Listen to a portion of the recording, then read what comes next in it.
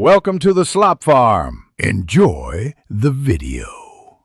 In this video, I will explain how to remember values of trigonometric ratios. Focus first on the unit circle and the two reference triangles so you can derive values quickly.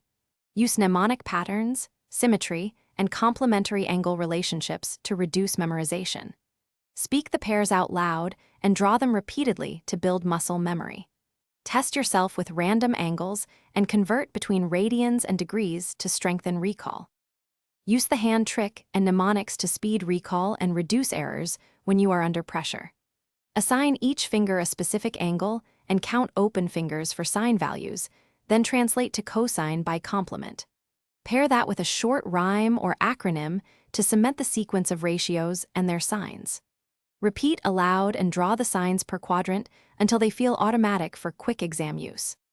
If you are finding this helpful, please subscribe and like to support more content. Quick recommendation: upgrade your clean game with the Shark AI Ultra Robot Vacuum. Voice control makes study breaks tidier and floor crumbs vanish while you focus. I love the convenience and smart mapping for busy study sessions. Check the description for the link and other deals, and now let's get back to the video. Practice intentionally with a mix of quick drills and deeper problems to make trig values second nature. Start with flashcards and move to timed quizzes that force you to recall without drawing each time. Include conversions between radians and degrees and test complementary relationships like sine versus cosine to internalize shortcuts. Regular short sessions beat rare long ones, so keep practice frequent and focused for steady improvement. Thanks for watching.